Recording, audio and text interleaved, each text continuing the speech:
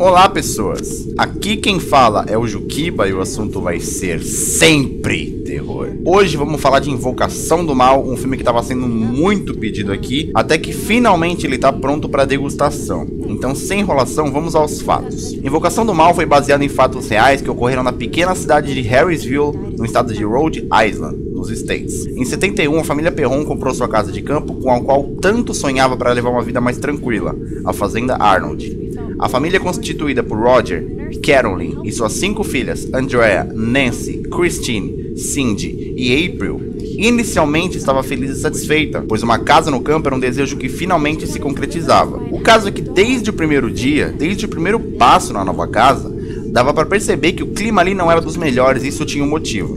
8 gerações de uma família morreram ali. 8. Suicídios por enforcamento, envenenamento, assassinatos, afogamentos, culminaram em uma horda de espíritos por ali. Alguns eram amigáveis, é verdade. Outros, em compensação... Um desses espíritos, filhas da p***, que se destacou, entre aspas, foi um conhecido como Bathsheba Sherman. Bathsheba foi uma bruxa ocultista praticante de satanismo e magia negra que se enforcou no galho de uma árvore no quintal da casa por causa da repressão que sofria de sua comunidade, que a acusava de ter matado seu próprio bebê como sacrifício ao demônio. Isso no século XIX. Essas fotos circulam na internet, claro que agora com mais intensidade, com uma suposta aparição de Bathsheba enquanto viva, e até um retrato de Bathsheba. Não se tem certeza sobre a autenticidade dessas fotos, nem se essa pessoa é realmente Bathsheba, mas quem é que vai saber, né? Enfim, Bathsheba se prendeu a Carolyn, talvez devido à sua falta de fé, ou seja, acesso livre para se apossar de alguém, e depois de ser agredida diversas vezes por uma entidade invisível, a família chama os demonologistas mais famosos do mundo, que palestravam ali perto, Ed e Lorraine Warren.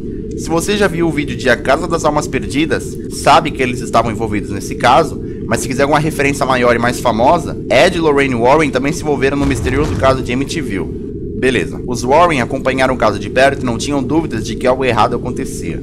Após também testemunharem fenômenos paranormais dentro da casa, os Warren infelizmente não foram capazes de fazer com que as assombrações parassem, muito pelo contrário. Talvez a presença ali de gente que representava uma ameaça aos maus espíritos tivesse desencadeado uma revolta desses. Isso fez com que os Perron dispensassem a ajuda dos demonologistas. As atividades paranormais continuaram por cerca de 10 anos mais ou menos.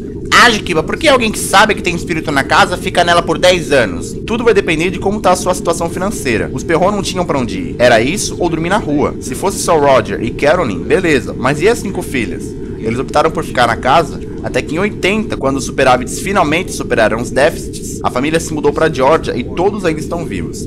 A fazenda também ainda está lá, ocupada por Norman Sutcliffe desde 83, que também alega que fenômenos inexplicáveis acontecem por lá desde sua ocupação. Esse caso é tido pelos Warren como a maior assombração que eles já puderam testemunhar, e que pela intensidade desse caso, evitaram falar dele durante toda a vida até agora. Paralelamente a isso, na mesma época, Donna, uma estudante de enfermagem, ganhou uma boneca de sua mãe, mas essa boneca tinha uma peculiaridade. Após alguns dias com ela, Donna e sua companheira de quarto começaram a perceber que a boneca se mexia sozinha.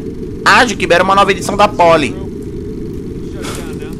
Inicialmente, seus movimentos eram menos bruscos, mas conforme o tempo foi passando, o relato foi de que quando Donna saía e deixava a boneca no sofá, quando chegava, a boneca chamada Annabelle estava na cama.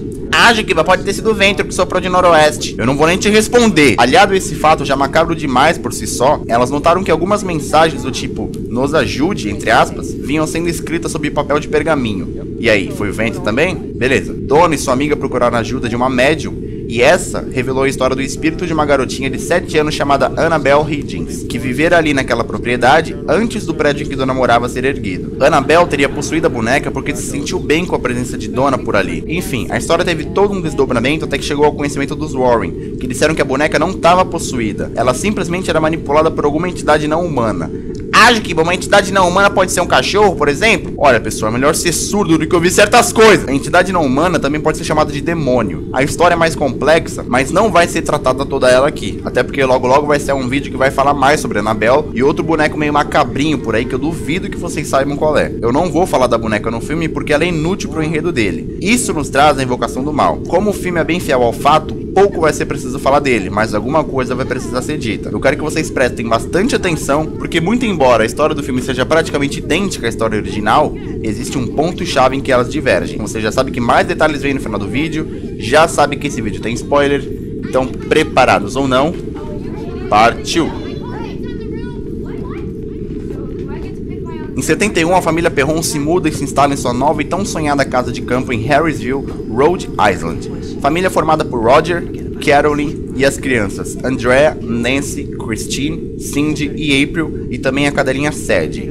Por acidente, a família descobre um porão oculto, entre aspas, e é lógico que a curiosidade, aquela que matou o gato, vai fazer a família descer lá pra ver o que tem. Beleza. O novo rumo em sua casa já começa mal, porque no dia seguinte que chegaram, a cachorra da família aparece morta no quintal. Alguns pássaros também apareciam mortos ao redor da casa por colidirem com força demais contra as janelas. Quer dizer, isso é muito estranho. Se fosse só isso, beleza. Os relógios da casa param sempre às 3h07, barulhos são ouvidos, presenças são sentidas, quadros despencam das paredes, ou seja, cerveja. Definitivamente, a família Perron não entrou na casa com o pé direito, mas enfim. Alguns fenômenos naturalmente inexplicáveis continuaram a acontecer e isso fez Carolyn visitar uma palestra dos demonologistas Ed e Lorraine Warren na cidade vizinha. Carolyn ouve de Ed os 3 estágios da atividade demoníaca. A primeira é infestação, que se dá quando se começa a ouvir barulhos, sussurros ao pé do ouvido, passos, sensação de presenças estranhas. Depois temos opressão, que lida geralmente com pessoas mais vulneráveis psicologicamente, ou seja, crianças, pessoas não crentes, adolescentes pela puberdade, onde essa presença demoníaca trata de destruir as forças desse tipo de pessoa, para que enfraquecida a presença possa chegar finalmente ao terceiro estágio,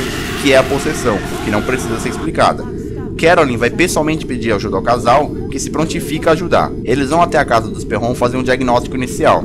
Os Warren, mais precisamente a Lorraine, que é clarividente, identifica vários espíritos na casa, mas um em especial chama atenção pelo ódio e terror que representa. Mais tarde, Ed e Lorraine, já em sua casa, estudando sobre o caso, revela a pesquisa da história da casa dos Perron, que foi construída em 1863 por Jedson Sherman, que era casado com uma mulher com nome muito comum chamada Bathsheba. O amor de Jedson com Bathsheba gerou um bebê, que aos 7 dias de vida, Bathsheba foi flagrada sacrificando a criança na lareira, proclamando sua devoção a Satanás, amaldiçoando todos que tentassem se apossar de suas terras, e aí se enforcou, sendo que a hora de sua morte era rigorosamente às 3h07. Bom, não tendo mais dúvidas de que a presença na casa dos Perron era mesmo demoníaca ao extremo, os Warren montam um equipamento de vigilância apropriado da época para tentar captar provas, junto de seu ajudante / estagiário Drew e do policial Brad, para revezarem nos turnos como vigias. Lembrando que é só com provas reais que um exorcismo pode ser autorizado pela igreja, e a ideia do exorcismo foi dada pelo próprio Ed. Como essas provas podem demorar para aparecer nas filmagens, a casa vira uma espécie de hotel, com os Warren, Drew e Brad morando lá por alguns dias. Pois bem, numa dessas noites, eles descobrem um outro lugarzinho secreto, dessa vez atrás do armário de um quarto das meninas, que é no 2º andar.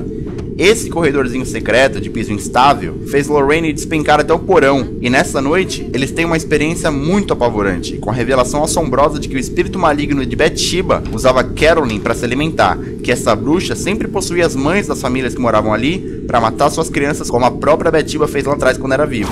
Como toda a atividade sobrenatural naquela noite gravada em vídeo foi suficiente para levar as filmagens para um padre e esse por sua vez autorizar o exorcismo. Como essa noite rendeu agressões físicas à família, eles saem da casa imediatamente para um hotel e Carolyn parece abalada. Calada, séria, ela pegou Christine e April e saiu com um carro aparentemente sem rumo. Mas Juquiba, você faz os reviews, você tem que saber pra onde ela foi. Bom, se você me deixar terminar. Bom, Bathsheba possuía mães para matarem seus filhos. O que você acha que Carolyn foi fazer? Na verdade, ela não estava abalada, ela estava possuída. E a essa hora, ela estava indo para sua fazenda. Lembrando que eles já tinham saído de lá para se instalar em um hotel para matar April e Christine, já que era lá na fazenda que Bathsheba imperava. Não deu tempo de ela matar suas crianças, porque Ed, Lorraine, Roger, Drew e Brad conseguiram chegar lá a tempo de impedir. Com Carolyn no auge da possessão, e com um padre longe demais para poder ser chamado ali, Ed chama a responsa e cuida de tentar exorcizar ele mesmo a Carolyn. O exorcismo dele funciona depois de muita insistência, depois mesmo da mulher incorporar Bathsheba, até que as lembranças de sua vida, as memórias da família, como um dia na praia que Carolyn nunca iria esquecer, vieram à tona. E a batalha interna dela com Bathsheba finalmente teve uma vencedora. A família Perron seguiu sua vida e Ed e Lorraine Warren com mais um caso ganho, diferentemente do que aconteceu na história real. Bom, antes da análise eu preciso relembrar uma coisa. O filme mescla cenas da família dos Warren, principalmente com a filha deles, Judy, relacionando a boneca Annabelle. Só que a boneca é inútil pro enredo do filme, então por isso eu não falei dela durante a review.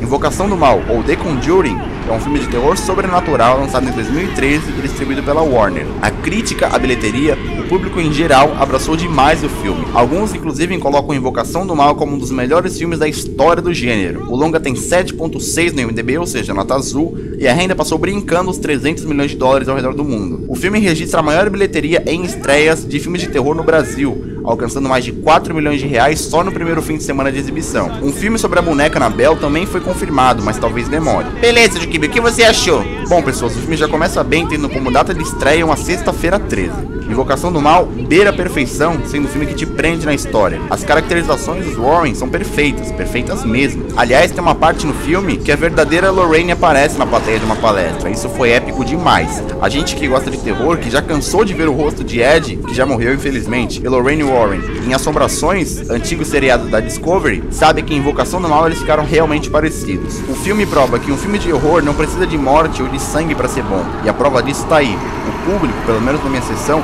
aplaudiu o filme de pé no final dela. No mais, Invocação do Mal comigo tem nota 9,8. Se vocês gostaram do vídeo, por favor cliquem em gostei e se inscrevam no canal para levá-lo adiante. Repassem aos seus amigos, principalmente aqueles que curtem filmes de terror, e fiquem na paz.